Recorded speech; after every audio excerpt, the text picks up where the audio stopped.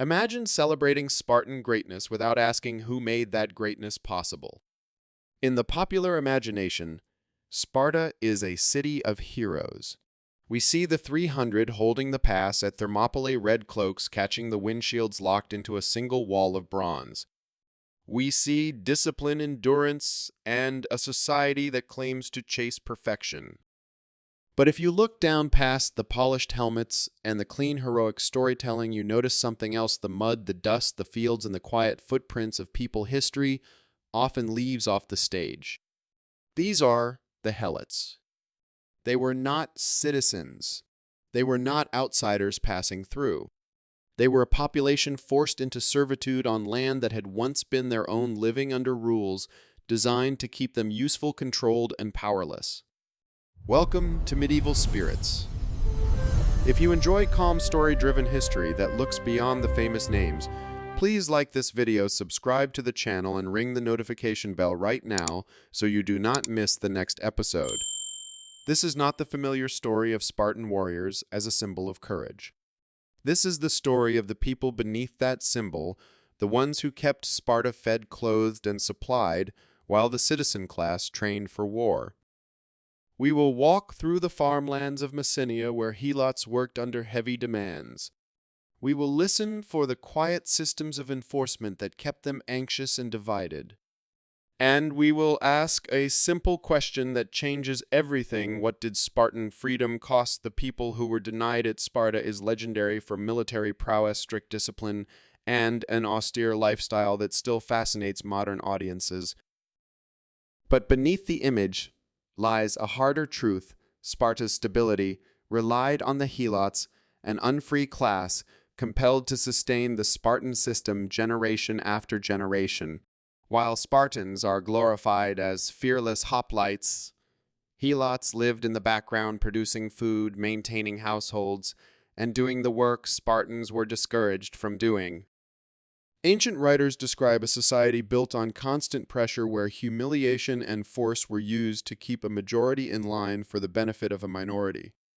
In this video, we pull back the curtain to reveal the helots' world, their labor, their fears, their moments of resistance, and the uncomfortable price that sat underneath the famous red cloak. To understand the helots, you must first understand a geography shaped by conquest and resentment. The helots were not imported slaves like many in Athens or later Rome. They were largely the original inhabitants of the Eurotas Valley, and even more importantly, the rich plains of Messenia. In the 8th century B.C., Spartans crossed the Taygetus Mountains, a jagged wall of rock separating the two regions, and fought to bring Messenia under their control. Ancient traditions describe long wars and bitter defeats that ended with the conquered population losing more than land. They lost political independence, legal standing, and the ability to decide their own futures. They became helots, a term with debated origins often linked to capture and enforced dependency. The life of a helot began not with choice, but with obligation inherited at birth. Helot children were born into a system that treated their labor as property already spoken for. Their status was hereditary, passed down through families, with little realistic path to escape. Unlike Spartan infants who were raised inside a culture designed to produce soldiers and citizens, helot children were raised to work, to obey, and to avoid drawing attention.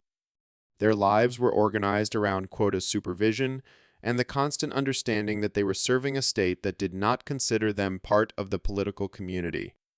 They were not simply workers hired for a season. They were bound to a structure that followed them from childhood to old age, shaping what they could hope for and what they were allowed to say. Known as doulos in Greek, helots were distinct from many other unfree groups because they were attached to the land they worked. Legally, they served Spartan landholders and could not always be bought and sold in the same open way as chattel in some other Greek communities. Herodotus famously noted that helots sat somewhere between free men and slaves, suggesting a category that was unusual even in the ancient world. But that in-between status did not mean comfort. It meant a different kind of captivity. They were trapped within their own region, compelled to farm it for others, and watched closely because they were many. The mountains were not just scenery. They were a reminder of the barrier between the conquered and the conquerors, and of how hard it was to imagine a different life. Sparta's treatment of the helots was shaped by one overriding emotion: fear. Spartans feared the people they controlled, and that fear influenced policy, culture, and military planning. By the classical period, helots likely outnumbered Spartan citizens, the Spartiates, by several multiples, sometimes estimated around 7-1. Picture a society where the ruling class is a small island surrounded by a far larger population, with every reason to resent them. That demographic imbalance created a permanent insecurity. It meant that Spartans did not just train to fight foreign enemies. They also organized their daily life around preventing unrest at home. The famous discipline of Sparta, in other words, was not only about courage, it was also about maintaining control over a majority that could not be allowed to feel safe, united, or hopeful. One of the most infamous instruments of control was the cryptia. Ancient writers describe it as a secretive institution combining training for young Spartans with monitoring of helot communities. Each year, Spartan ephors chief magistrates reportedly declared a ritual war on the helots. This legal fiction mattered because it reframed violence as wartime action rather than ordinary murder, lowering taboos for those ordered to carry it out. Selected young Spartans were then sent into the countryside with minimal supplies. By day, they hid, watched, and learned the landscape. By night, they moved quietly, seeking to intimidate and eliminate people considered strong, influential, or likely to lead resistance. Even if sources exaggerate details, they agree on the purpose. Fear was not an accident. It was policy. Plutarch describes young Spartans being trained to harm or kill helots during these missions, presenting it as both control and education. The practice served a double purpose. It threatened helot communities, and it shaped Spartan youth, teaching them that compassion could be treated as weakness and domination as civic duty. For helot families, this meant living with constant uncertainty. A knock in the darkness, a dog barking a shadow near the edge of a field, these could become moments of panic.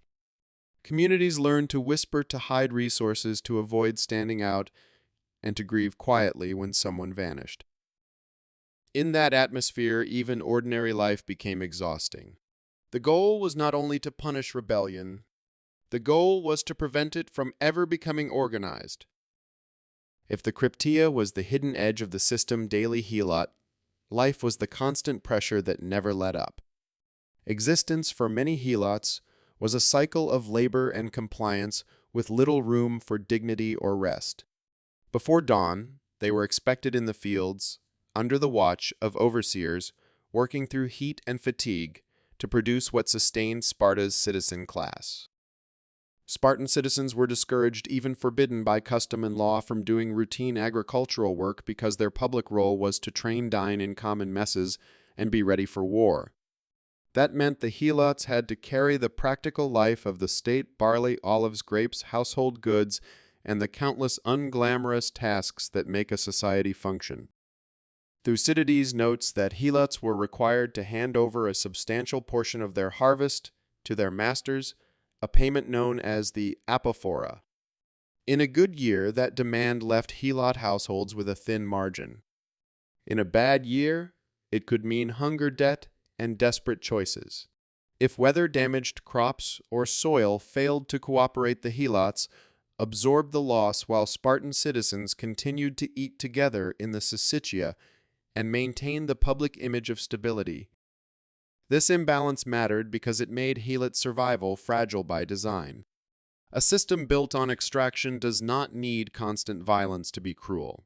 Sometimes it only needs rules that make failure inevitable and recovery nearly impossible. Labor did not end at the field's edge. Helots also maintained households, repaired roads and irrigation, carried supplies, and performed exhausting work Spartans considered beneath their status. Their efforts were rarely acknowledged, and the risk of abuse was constant. Punishments could be sudden and arbitrary, delivered for perceived disrespect, mistakes, or sometimes for no clear reason at all beyond reminding everyone of the hierarchy. Ancient writers imply that Spartan masters could harm helots with little consequence, and that this power was used to keep people cautious. Over time, this kind of daily pressure leaves marks that are not always visible. It shapes posture, speech, community trust, and even the ability to imagine a future beyond the next harvest. Helot hardship was not limited to physical labor. It also included a systematic campaign of humiliation meant to fix their place at the bottom of Spartan society. Spartans understood that control of the body was not enough. They also wanted control of reputation, identity, and self-respect. Sources describe customs designed to mark helots as other, making them instantly recognizable and socially small. Helots were reportedly forced to wear crude, degrading clothing. Specifically, some accounts say they were compelled to wear a cap made from dog skin, the kine, and a rough mantle of sheepskin. In Greek cultural symbolism, dogs could be associated with low status and scavenging. Whether every detail is universal or partly shaped by later writers, the message is clear: the clothing was meant to signal inferiority at a glance. These garments served as a constant reminder of status, ensuring helots were visible as helots wherever they walked. Spartan masters could mock their appearance and use it to reinforce dominance. Imagine the psychological weight of moving through public spaces with a badge of subordination on your head, knowing that any citizen you met could insult you, strike you, or demand service. Economic pressure reinforced the same lesson. Demands on helot produce were heavy, described by some writers as more than half leaving families with little security and few chances to build reserves. Even small comforts could be viewed with suspicion because comfort might lead to confidence, and confidence might lead to unity. Public shame was another tool. During festivals and communal gatherings, Spartans could parade helots as examples of what citizens must not become. Aristotle notes that Spartans would intoxicate helots and force them to act foolishly in front of Spartan youth to teach the dangers of excess. They might be made to sing crude songs or perform awkward dances, not for celebration, but to be laughed at. The lesson was aimed at Spartan children: discipline is noble, and the helot is the opposite. But the deeper effect was on the helots themselves. Humiliation isolates. It encourages silence. It teaches people to lower their eyes and accept ridicule as normal. And when a society trains its children to laugh at someone's degradation, it is passing the cruelty forward as tradition. Helots had little recourse within this system. Their lives were shaped by constant pressure from masters who ensured that work payment and public degradation reinforced the same message: you exist to serve. And yet, Sparta's greatest contradiction was that it depended on the very people it feared. In times of war, helots were compelled to support Spartan armies, and in many cases to fight alongside them. Sparta conscripted helots as auxiliary troops, using them as laborers, scouts, and light infantry. Even if they were denied the honor of citizenship, they were still expected to risk their bodies for the state. In a society that claimed to prize courage above all, this is one of the sharpest ironies: the unfree were asked to help protect the freedom of those who kept them unfree. They served as siloi, lightly armed soldiers carrying slings, javelins, or stones, and they protected flanks, carried supplies, and maintained camps. While Spartan warriors were celebrated for courage and skill, helots were often exposed to danger with few protections and little recognition. Herodotus recounts the Battle of Plataea in 479 B.C.E., noting the scale of helot participation with a striking ratio: for each Spartan hoplite, several helots accompanied the army. That means large numbers of unfree men marched into a major conflict not as the celebrated face of the army, but as the structure supporting it. Their work made the Spartan phalanx possible, hauling equipment, maintaining order, and filling roles that kept the hoplites effective. Promises of freedom were sometimes offered to helots who performed well, but such promises were uncertain and politically risky for Sparta. Those who gained special status could become a source of anxiety for the ruling class because trained and experienced men were also the people most capable of organizing resistance. Thucydides tells a chilling story of 2,000 helots who were promised freedom for bravery. They were crowned, celebrated, and led around temples, and then they disappeared, never publicly accounted for again. Many historians interpret this as a deliberate removal of potential troublemakers. Whether every detail can be proven, the story reveals a grim logic. Even bravery could be treated as a threat if it produced confidence in the wrong people. Alongside physical exploitation came a heavy psychological burden. Helots were forced to labor and sometimes fight for a state that routinely reminded them of their inferior status. They marched into danger knowing their sacrifices would not be celebrated in poems or monuments, and that their losses could even be viewed as convenient by rulers anxious about helot numbers. Yet despite the pressure, helot spirit was not erased.